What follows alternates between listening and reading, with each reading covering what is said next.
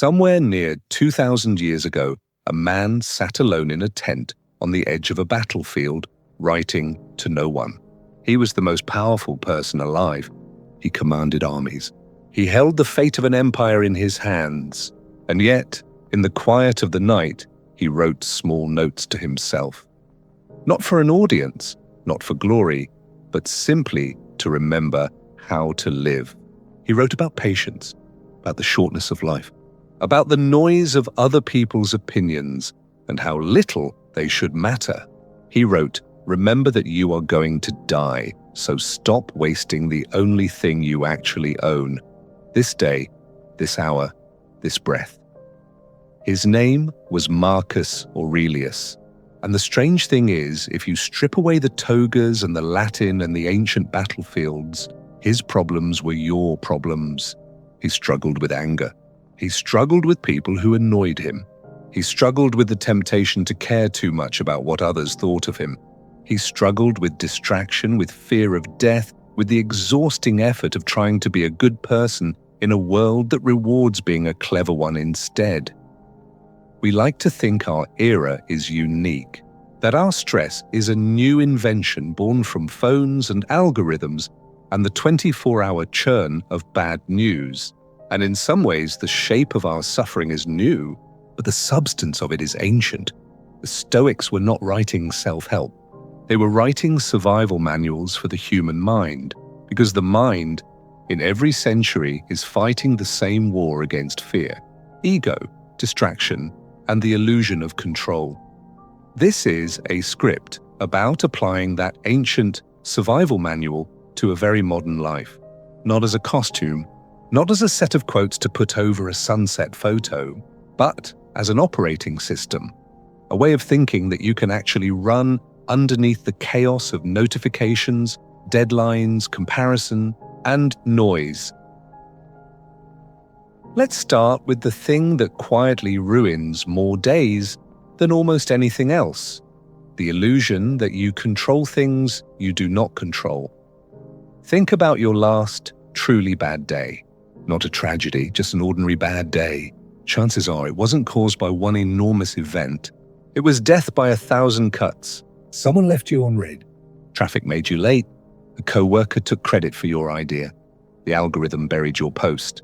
Someone online said something cruel about a topic you care about. None of these things individually should ruin a life, and yet together they do almost every day for almost everyone. The Stoics had a name for the root cause of this suffering. They called it a failure to separate what is up to us from what is not. Epictetus, a former slave who became one of the sharpest minds in Stoic philosophy, put it plainly: some things are within our power, our judgments, our choices, our effort, our attention, and some things are not. Other people's opinions, the outcome of events, the behavior of the world. Nearly all suffering, he argued, comes from confusing the two, from treating something outside our control as though it were inside it. Translate that into a Tuesday afternoon in your actual life. You send a message and someone doesn't reply for 6 hours. Within those 6 hours, your mind might spin 100 stories. They're angry, they're avoiding you, you said something wrong. None of that spinning changes when they will reply. It only changes how much of your Tuesday you burn on a fire you didn't need to light. The reply time is not up to you. Your peace, in the meantime, is or consider work. You do good, careful work on a project, and someone else with less effort gets the credit and the promotion. This is unfair, genuinely unfair. And the Stoics were not interested in pretending unfairness doesn't exist. What they were interested in is this: the promotion was never fully up to you. Politics, timing, other people's decisions, all outside your control. What was up to you was the quality of your effort, your integrity in doing the work, your response to the unfairness once it happened. If you tie your peace of mind to outcomes you cannot control, you are handing your happiness to forces that were never going to consult you before making decisions. This is not passivity. This is not don't try. It is the opposite, actually. It's where real effectiveness comes from. Because when you stop wasting energy trying to control the uncontrollable, all of that energy becomes available for the one thing that was always yours: your response. Marcus Aurelius wrote to himself, essentially, that the obstacle in the path becomes the path, that what stands in the way of action advances action. A blocked road doesn't cancel your journey. It asks you to find another route. The delay isn't the enemy of the goal. Sometimes it's the only way to it. Let's sit with a modern version of that idea for a moment, because it's easy to nod along and hard to actually live. Imagine you're laid off, not fired for cause, just let go, the company restructuring, nothing personal, a line item on a spreadsheet somewhere. The event itself is neutral in the Stoic sense. It is simply what happened. What determines whether it becomes a catastrophe or a turning point is not the layoff. It's the story you tell yourself about the layoff and the actions you take in the days after. One person spends 3 months in bed replaying the unfairness, waiting for rescue. Another person, feeling the exact same shock and grief, gives themselves one honest day to feel it. Because Stoicism was never about suppressing emotion, only about not being ruled by it. And then asks, what is up to me now? Updating a resume is up to me. Reaching out to 5 people is up to me. Learning a new skill during the gap is up to me. Neither person controlled the layoff, but only one of them controlled what happened next. And that's the entire difference between a wound and a scar. Between a wound that stays open and a scar that becomes part of your strength. This brings us to something the Stoics thought about more than almost anything else, and something modern life is expertly designed to help you avoid death, not as a morbid fixation but as a clarifying tool. Marcus Aurelius kept a simple, almost brutal reminder running underneath his days. You could leave this life right now. Let that determine what you do and say and think, not as despair, as freedom. Because if you actually absorb the fact that your time is finite and its ending is unscheduled, most of the small cowardices of daily life become impossible to justify. The unsent apology, the unspoken love, the dream you keep postponing until conditions are perfect, the grudge you keep feeding because pride feels safer than repair. We live, most of us, as though we have infinite Tuesdays, infinite chances to call our parents, infinite chances to change careers or say the honest thing, or forgive the person who hurt us. Memento mori, remember you will die, was not meant to frighten the Stoics into paralysis. It was meant to snap them out of the trance of assumed infinity. It's the difference between wandering through a store you think never closes and shopping in one you know shuts in 10 minutes. Suddenly you know exactly what matters and what doesn't.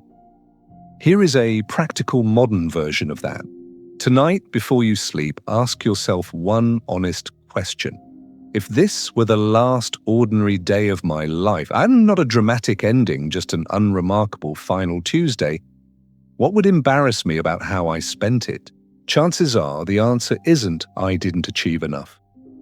It's usually smaller and more human than that. I didn't call. I didn't say I was proud of them. I let the argument sit instead of resolving it.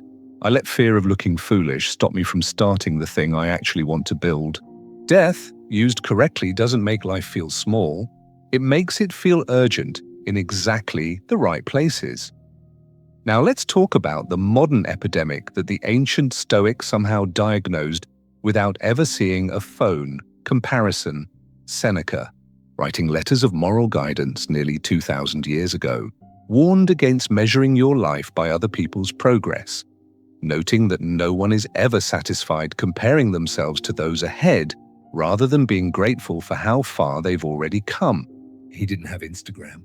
He didn't have the ability to watch, in real time, curated highlight reels of thousands of strangers' best moments, filtered and staged and posted specifically to be admired. And yet he understood with total clarity that comparison is a machine for manufacturing misery, because there will always be someone with more. More money, more beauty, more followers, a more exciting life, a more settled relationship. If your peace depends on being ahead of an infinite field of competitors, you have guaranteed yourself a permanent, unwinnable race The Stoic response isn't to pretend you don't care, or to disappear from the world in false humility. It's to relocate the scoreboard. Instead of measuring yourself against other people, a game you can never finish, measure yourself against who you were yesterday. Are you more disciplined than you were a year ago? More honest? Do you handle frustration with slightly more grace than you used to?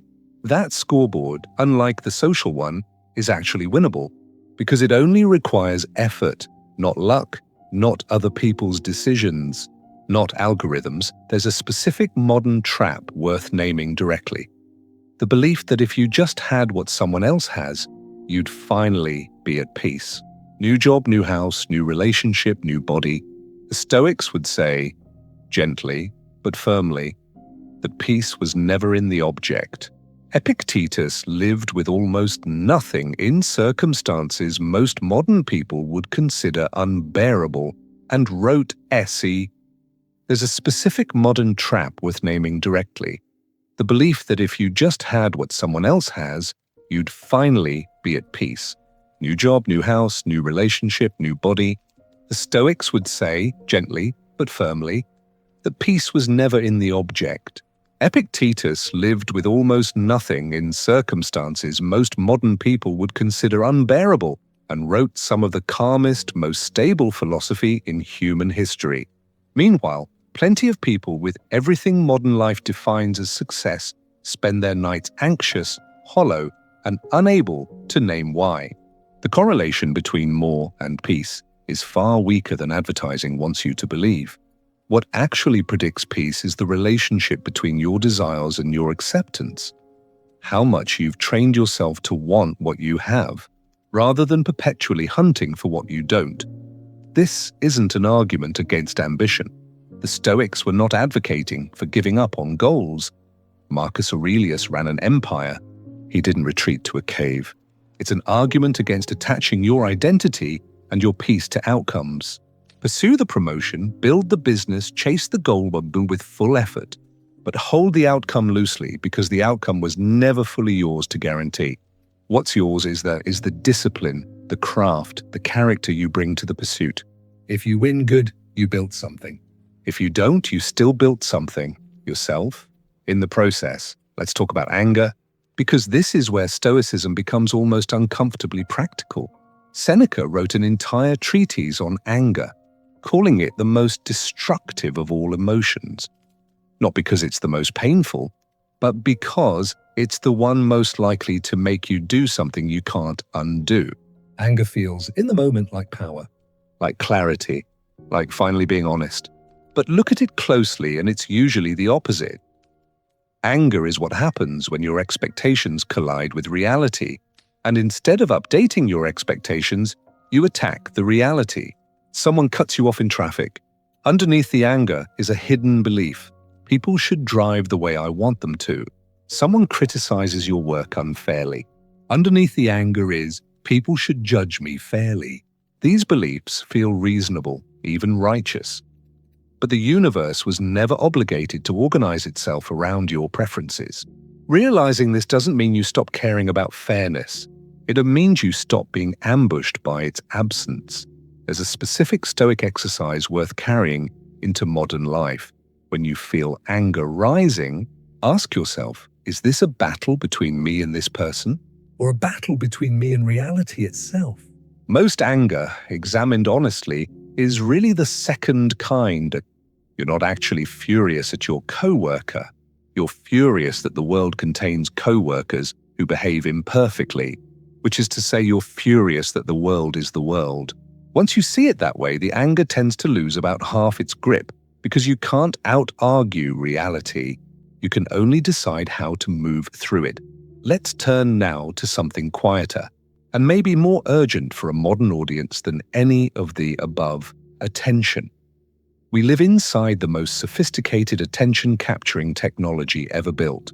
Every app on your phone was designed, tested, and refined by extremely intelligent people whose entire job is to make it slightly harder for you to look away.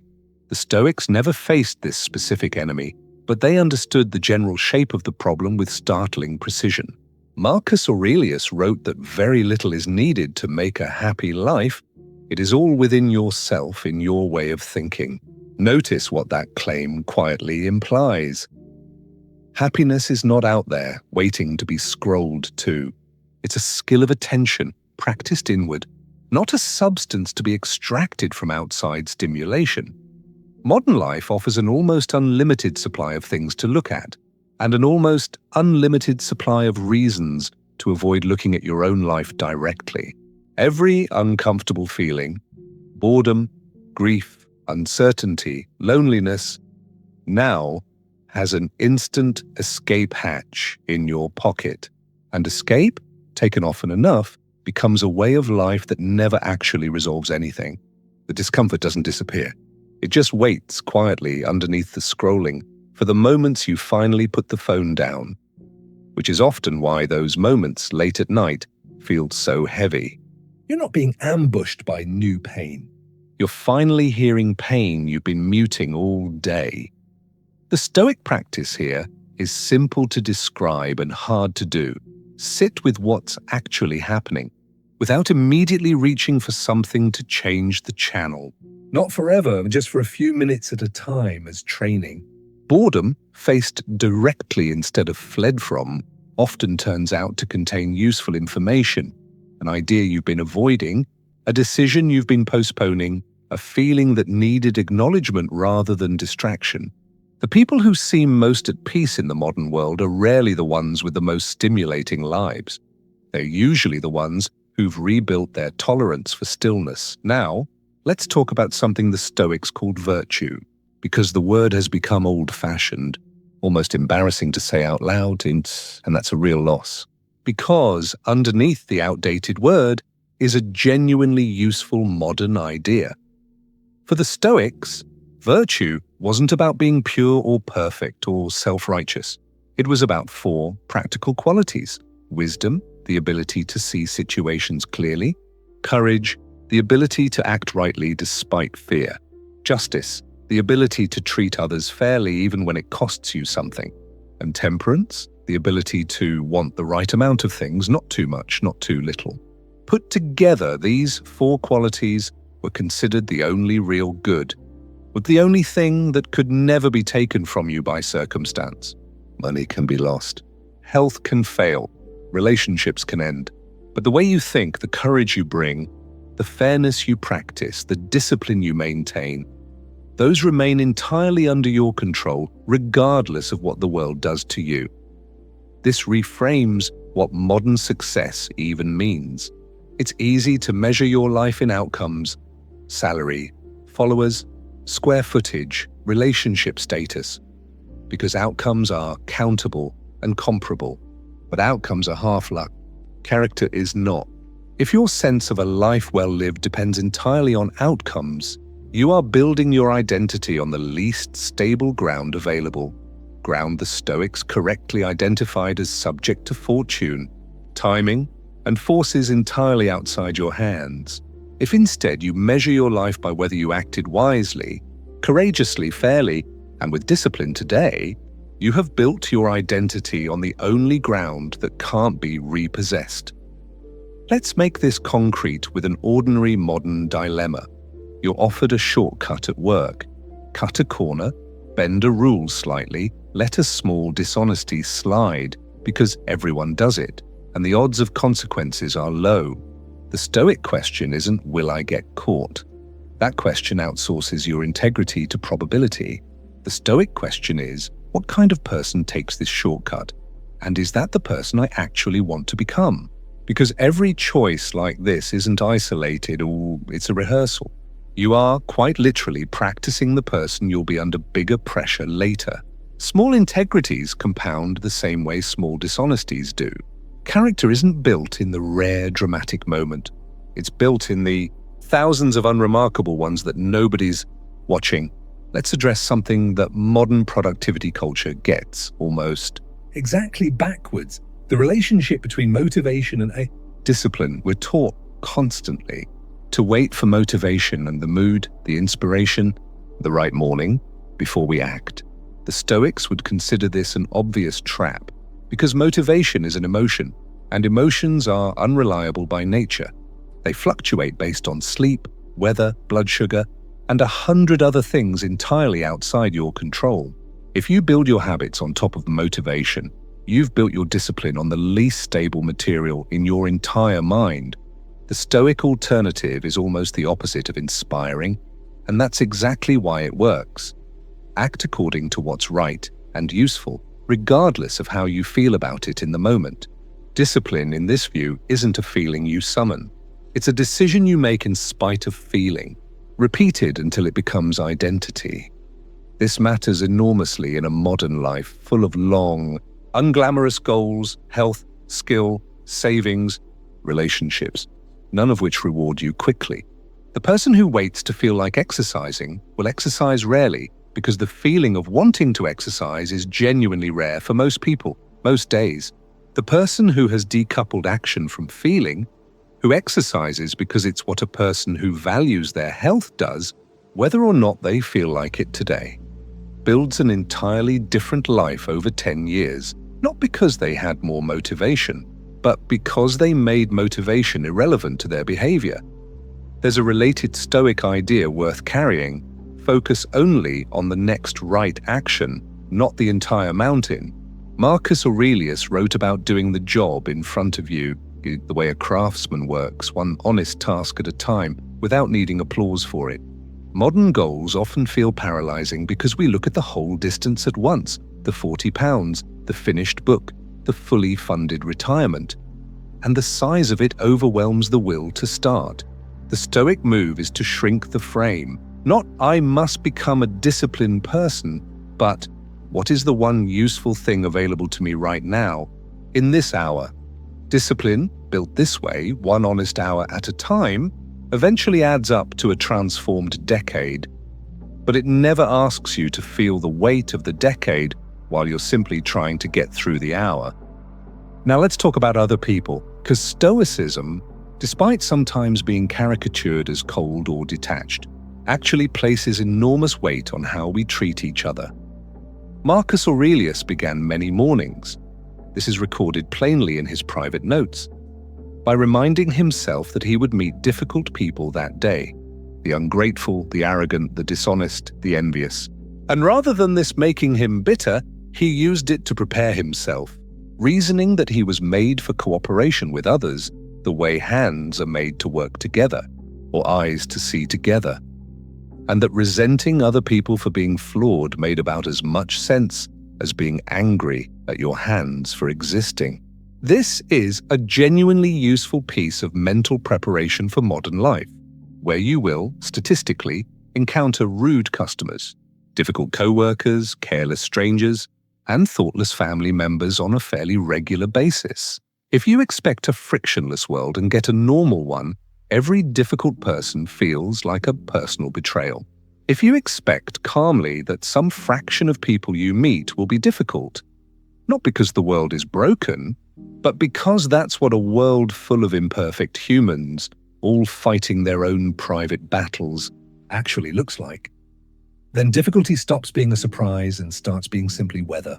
You don't get angry at rain for being wet. You just bring an umbrella. This doesn't mean tolerating cruelty or abuse. The Stoics were deeply committed to justice, and justice sometimes requires confrontation, boundaries, even walking away entirely. But it does mean not being derailed by ordinary human friction: the impatient email, the short-tempered stranger, the friend who forgets to text back. Underneath most of that friction is not malice. It's usually just another person, exhausted, distracted, fighting a private battle you can't see, extending that same grace you'd want extended to you on your worst, most human day. Tends to lower the emotional cost of simply existing around other people. Let's bring all of this together with the idea the Stoics returned to more than any other. The present moment is the only place you actually live, not the past, which is fixed, unchangeable, and only causes suffering when you keep replaying it as though replaying could edit it. Not the future, which doesn't exist yet, and which anxiety insists on rehearsing in vivid, usually inaccurate detail, as though worrying were a form of preparation, when it's really just suffering paid in advance for a disaster that most of the time never arrives. Marcus Aurelius observed that even someone who lives 300 years, or 3,000, ultimately only ever loses the one life they're currently living, because that's the only life anyone ever actually has. The past is gone. The future isn't real yet. This moment is the entire inventory of your existence, over and over, moment after moment, for as long as you're alive. This isn't a call to ignore planning, or memory, or learning from mistakes. Those are useful tools, used correctly in service of the present. It's a call to notice how much of modern suffering comes from living somewhere other than now, replaying an old argument that already ended, or rehearsing a future conversation that hasn't happened and might never happen exactly as imagined. Practically, this looks like a simple, repeatable check-in. Right now, in this exact moment, am I okay? Not last week. Not next month. Right now, physically, in this room, with this breath. Almost always, the honest answer to that narrow question is yes. Even on hard days, even during hard seasons. Because most suffering isn't actually happening right now. It's happening in memory or in forecast. The present moment, examined on its own, is very often more survivable than the story your mind is telling about it. Let's close with something practical, something you can actually carry out of this and use tonight. Every evening, the Stoics recommended a short, private review, not judgment, not self-punishment, just honest observation. Where did I act well today? Where did I let fear, anger, or comparison make a decision for me instead of my own judgment? What would I do differently tomorrow? This isn't about becoming perfect. Perfection was never the Stoic goal. Progress was. A Stoic isn't someone who never feels anger, never fears death, never compares themselves to others, never gets distracted by their phone. A Stoic is someone who notices these things happening, catches them a little faster each time, and chooses their response a little more deliberately than the day before. That's the entire practice. Not arrival, direction. So here's the through line. The thing worth carrying with you long after this ends. You cannot control what happens to you, the layoff, the traffic, the unfair critic, the algorithm, the diagnosis, the ending of things you wanted to keep. What you control is far smaller and far more powerful than it looks. Your judgment about what happened, your response to it, and the character you bring to the next moment. That's not a small consolation prize. Marcus Aurelius, with an empire in his hands, understood that the empire was never really the thing that mattered. What mattered was the quality of the mind ruling it. You may not command armies, but you command a mind every single day, and that command he practiced, trained, returned to again and again, is the only real power any of us have ever had. This has been Sapientia. If any part of this found you at the right moment, sit with it. Don't just scroll past it. And if you want more of this kind of thinking, ancient wisdom translated for the life you're actually living, you know where to find us. Until next time, act well, think clearly, and remember, the only moment you ever truly have is this one.